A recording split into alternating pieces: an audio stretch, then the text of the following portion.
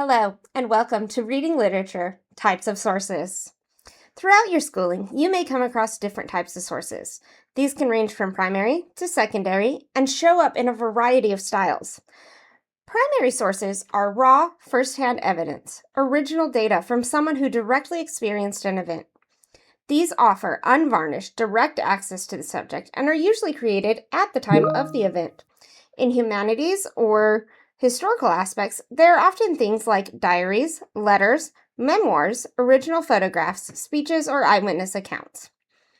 Sciences and social sciences usually include raw data, lab results, original surveys, and case studies.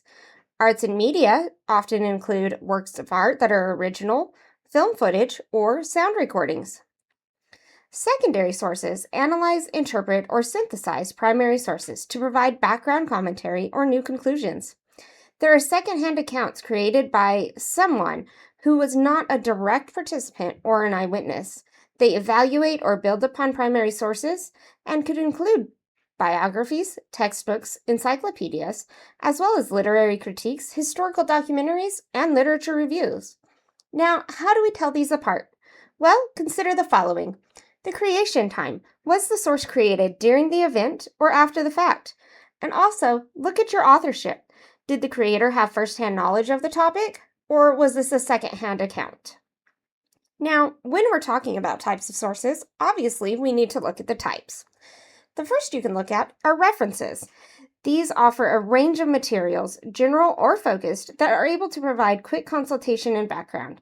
Almanacs, bibliographies, dictionaries and glossaries, encyclopedias, handbooks, geographical sources, and manuals are all elements that fall under references.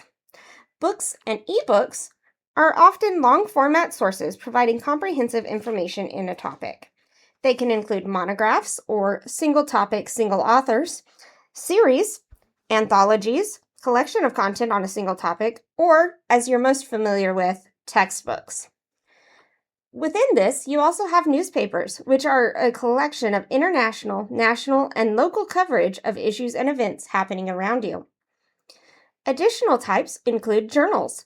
Journals are collections of an article within a particular subject area that are published regularly, often more up to date with books. They are a great place to find the latest research on a subject, and often contain articles written by many different authors.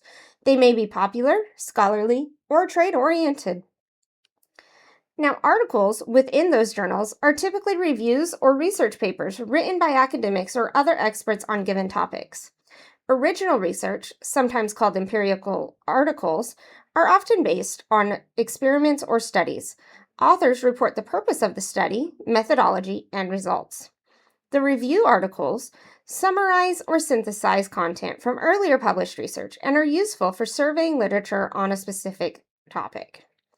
Research databases, of which the library has plenty, are collections of information in searchable formats. These allow you to dive in, dig, and search for exactly what you're looking for. Now, there are more styles and substyles of this everywhere, but this should provide you a basic understanding. But, as always, remember, research isn't about finding just any source. It's about finding the right source. Happy researching, Patriots!